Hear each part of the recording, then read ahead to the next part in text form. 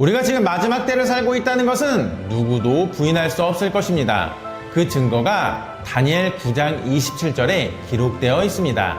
그가 장차 많은 사람들과 더불어 한 이레 동안의 언약을 굳게 맺고 그가 그 이레의 절반의 제사와 예물을 금지할 것이며 또 포악하여 가증한 것이 날개를 의지하여 설 것이며 또 이미 정한 종말까지 진노가 황폐하게 하는 자에게 쏟아지리라 하였느니라. 이 말씀은 마지막 때 7년 동안 유지될 언약, 곧 평화협정이 반드시 나타날 것을 보여줍니다. 이는 단순한 정치적 합의가 아니라 인류 역사의 마지막 7년을 여는 카운트다운의 시작이 될 것이라는 경고입니다. 특히 그 7년의 중간, 즉 3년 반이 지나는 시점에 제사와 예물이 금지되고 성전 안에 가증한 것이 서게 될 것이라고 말씀합니다. 이는 마지막 7년을 전반부와 후반부로 나누는 결정적 사건이 될 것이며 성경이 말하는 대환란의 본격적인 시작을 알리는 신호가 됩니다. 실제로 지난 75년간 수많은 세계 지도자들이 이스라엘과 팔레스타인의 평화를 위해 움직여 왔습니다. 오슬로 협정, 캠프 데이비드 회담, 아브라함 협정 등 다양한 시도가 있었지만 매번 최종 단계에서 무너졌습니다. 그러나 흥미로운 점은 성경이 말하는 방식과 유사한 안들이 계속해서 떠오른다는 것입니다. 예루살렘의 최종 지위를 뒤로 미루는 안, 팔레스타인 임시 국경을 설정하는 안, 성전산을 공동으로 관리하자는 안 등이 실제 협상장에서 반복적으로 제안되었습니다. 이는 단순한 외교적 우연이 아니라 성경의 예언이 점차 구체적으로 현실화되고 있음을 보여줍니다. 그러나 많은 사람들은 여전히 중동에서 평화는 불가능하다라고 말합니다. 하지만 성경의 말씀은 분명히 이 일이 반드시 이루어질 것이라고 증언합니다. 왜냐하면 성경 속 예언은 언제나 성취되어 왔고 이번에도 다르지 않을 것이기 때문입니다. 그렇다면 우리가 던져야 할 진짜 질문은 이것이 과연 가능할까가 아니라 언제 어떤 방식으로 마지막 7년의 협정이 다가올 것인가 라는 것입니다. 이 질문이야말로 마지막 때를 살아가는 우리 믿는 크리스천들이 붙들어야 할 가장 중요한 주제입니다. 그래서 이번 영상에서는 미국 최고의 신학교 중 한 곳인 달라스 신학대학교의 총장을 지내셨던 존 월브우드 박사님의 저서인 성경의 주요 예언이란 책 내용과 함께 이 평화협정에 대해 자세히 살펴보는 시간을 가지겠습니다. 꼭 끝까지 시청하셔서 주님으로부터 오는 위로와 평안을 누리시길 바라며 동시에 우리의 믿음을 다시 세우고 마지막 때를 준비하는 귀한 시간이 되시기를 소망합니다. 우선 월브우드 박사님은 성경이 말하는 평화협정은 단번에 이루어질 수 있는 단순한 합의가 아니라고 강조를 하셨습니다. 예루살렘과 팔레스타인 그리고 주변 아랍 국가들을 모두 포함하는 이 문제는 너무나 크고 복잡하기 때문에 인류 역사 속에서는 반드시 수많은 갈등과 충돌을 거쳐야만 최종적인 합의에 이를 수 있습니다. 그래서 지난 수십 년간 전쟁과 테러, 정치적 위기 속에서 이제는 정말 평화가 필요하다라는 절박한 분위기가 형성될 때마다 작은 협정들이 반복적으로 시도되어 왔던 것입니다. 실제로 오슬로 협정, 캠프 데이비드 회담, 아브라함 협정과 같은 움직임은 모두 결국 다가올 최종 협정을 향해 한 걸음씩 다가가는 과정이었습니다. 다시 말해 성경의 예언은 단번에 완성되는 것이 아니라 갈등과 그 갈등을 봉합하려는 협정이 이어지는 과정을 통해 점차 현실화되고 있는 것입니다. 그래서 먼저 이 평화협정이 실제로 어떤 모습으로 다가올지를 더 분명히 이해하기 위해 우선 성경의 예언과 맞물려 진행되어 온 역사적 배경을 살펴보도록 하겠습니다. 우선 예루살렘 분쟁을 먼저 살펴보겠습니다. 예루살렘 문제는 언제나 평화협정의 가장 큰 걸림돌이었습니다. 이스라엘은 1967년 6.1 전쟁 이후 동예루살렘을 장악하고 1980년에는 예루살렘을 영원한 통합 수도로 선언했습니다. 반면 팔레스타인은 동예루살렘을 수도로 주장해 왔습니다. 그래서 협상장에서는 늘 최종 지위를 뒤로 미루자는 합의가 반복되어 왔고, 네타냐후 역시 자치권은 줄 수 있어도 안보는 넘길 수 없다라고 못 박았습니다. 이는 팔레스타인에게 제한된 주권만 허용된다는 점을 보여주며 다니엘 9장 27절이 말한 마지막 언약의 긴장과 정확히 맞닿아 있습니다. 다음으로는 제3성전 분쟁입니다.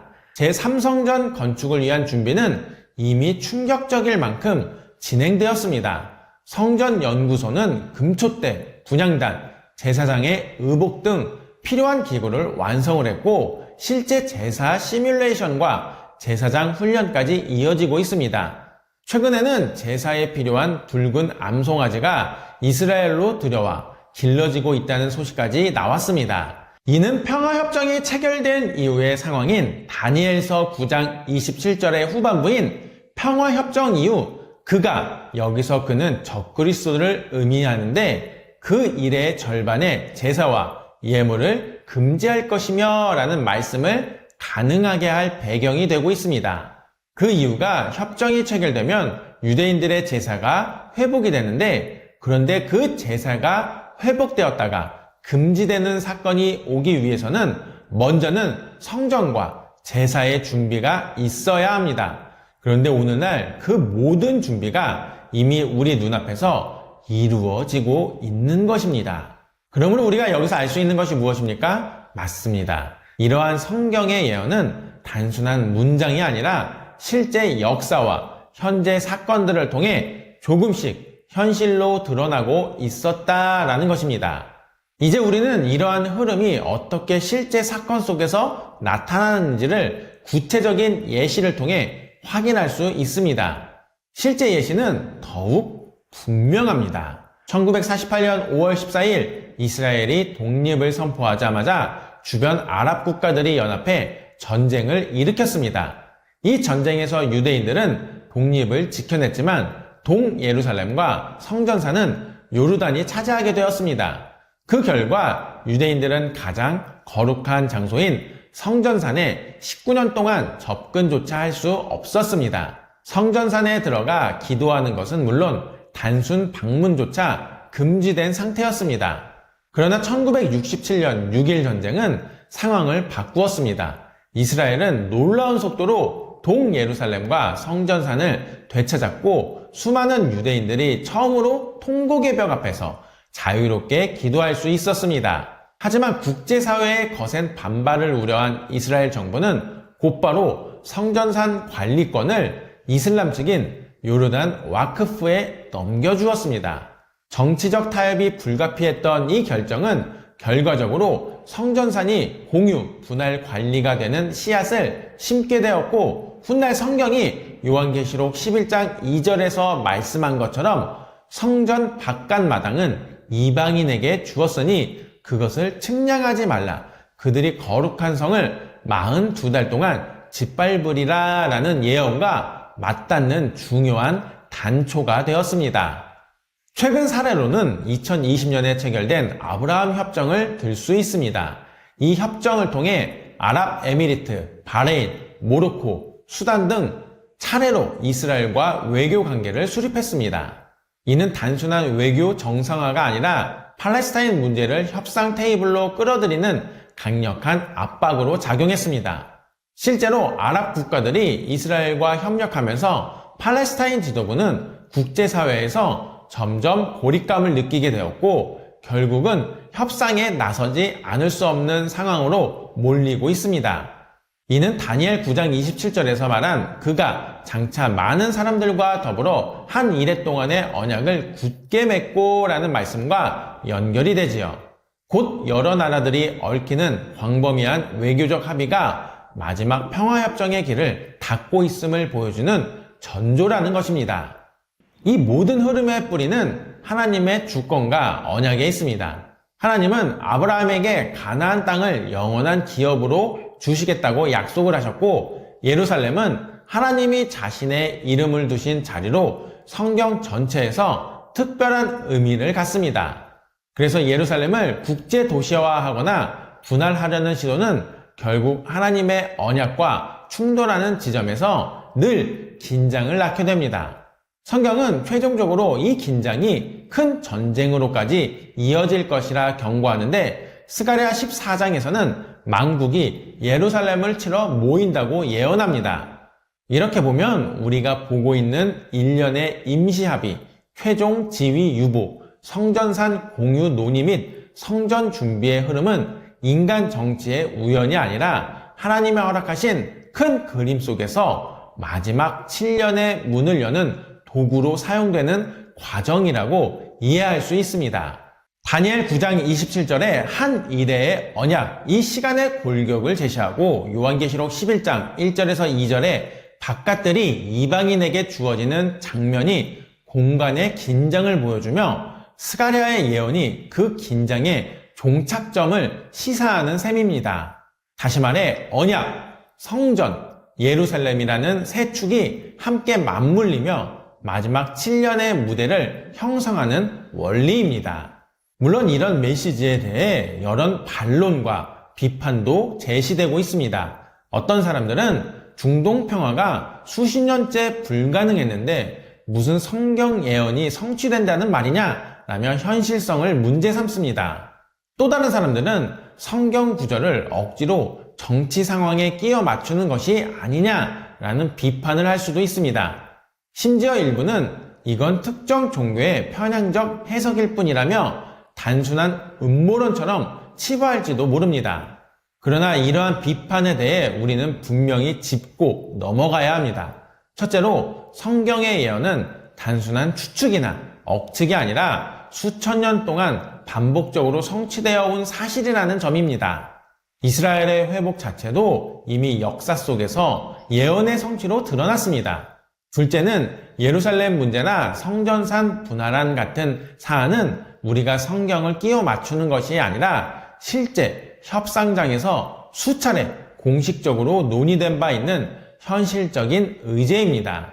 셋째는 이 예언은 영구적인 평화를 보장하는 것이 아니라 오히려 겉으로는 평화처럼 보이나 결국 대환난으로 이어진다라는 점을 분명히 합니다.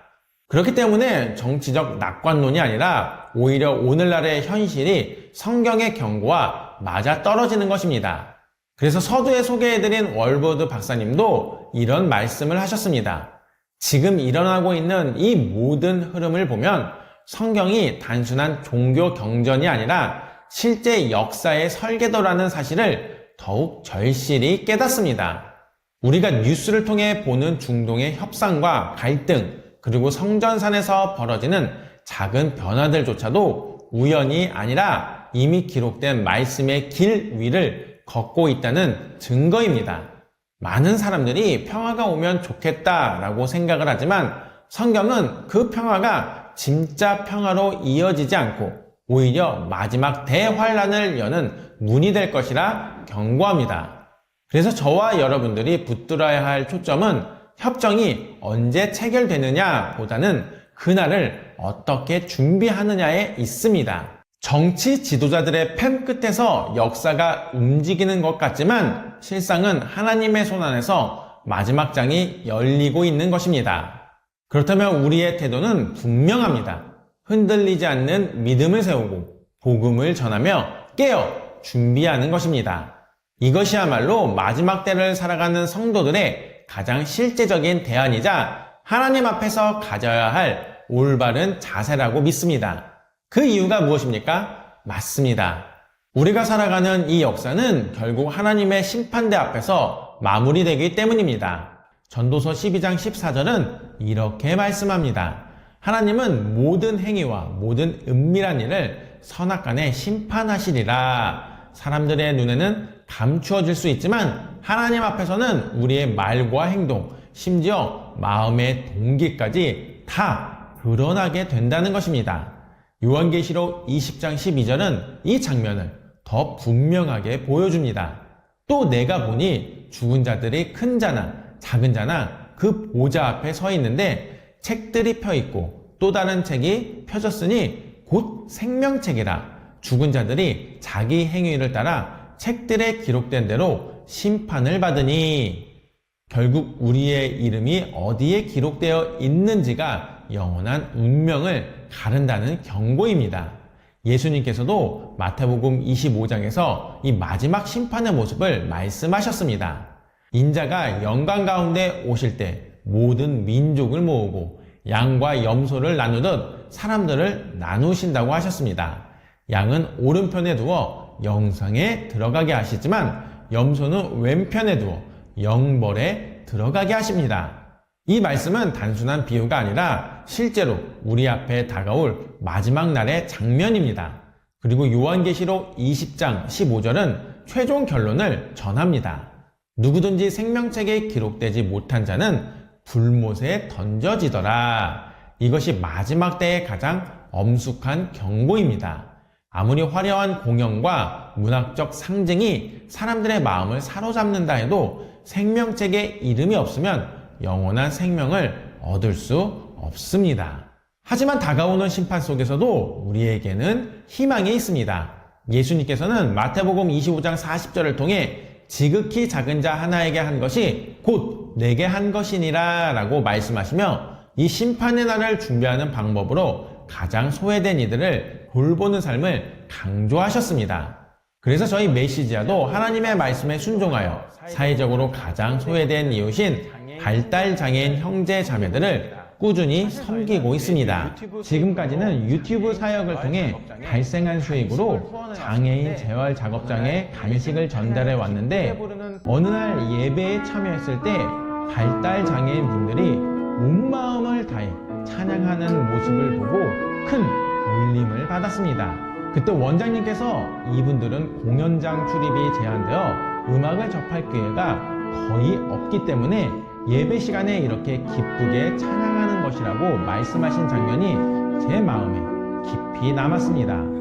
이 일을 계기로 저희는 음악 전공자들과 함께 그분들의 예배 자리에 직접 찾아가 찬양을 연주하고 음악 치료도 지원하기 시작했습니다. 사실 이 사역을 감당하기에는 재정적으로 많이 부족한 상황인데요. 하지만 눈에 잘 띄지 않는 곳에서 외롭게 살아가는 분들에게 예수님의 사랑을 전하고자 앞으로는 더 노력하기로 결단하였습니다. 왜냐하면 조엘 크레이머 박사님의 말씀처럼 이 사역은 단순한 자선이 아니라 예수님의 명령에 순종하는 종말을 준비하는 삶의 실천이기 때문입니다. 그래서 잠언은 이렇게 말씀합니다. 잠언 19장 17절을 보면 가난한 자를 불쌍히 여기는 것은 여호와께 꾸이는 것이니 그의 선행을 그에게 갚아주시리라. 즉 하나님은 우리가 작은 자를 위해 한 그 모든 섬김을 기억하시고 반드시 갚으신다고 하셨습니다. 혹시 지금 이 영상을 보고 계신 분 중에 예수님의 다시 오심을 준비하며 이 사역에 함께하고 싶은 마음이 있으신가요? 그렇다면 함께 동참하여 주시길 바랍니다. 일시 후원 방법도 있고요. 정기 후원 방법도 있습니다. 특히 정기 후원은 단 한 번의 결단이 누군가의 삶을 바꾸는 기적이 될 수 있습니다. 왜냐하면 저희가 찬양의 연주를 진행하다 보면 발달장애인 분들께서 눈물을 흘리시면서 성령님의 임재를 경험하실 때가 정말 많이 있기 때문입니다. 그래서 저희가 이 영상 고정 댓글에 일시 후원 및 정기 후원을 하실 수 있는 링크를 달아 놓았으니 기도하는 마음으로 동참해 주시면 감사하겠습니다. 다시 한번 강조드리면 우리는 마지막 때를 살아가고 있습니다. 그리고 그 마지막 때를 준비하는 가장 확실한 방법은 초림하실 때에는 십자가 죽음을 당하셨지만 다시 오실 재림주로 오실 때에는 무섭게 심판하시러 오신다고 하신 예수님께 바로 칭찬받는 삶을 살아가는 것입니다. 즉 예수님은 다시 오십니다. 그리고 다시 오실 때 이렇게 물으실 것입니다. 너희는 지극히 작은 자에게 무엇을 했느냐? 그 질문에 우리 모두 예 주님, 저는 그들을 위해 살았습니다 라고 대답할 수 있기를 간절히 소망해 봅니다. 예수님의 말씀 함께 전하네.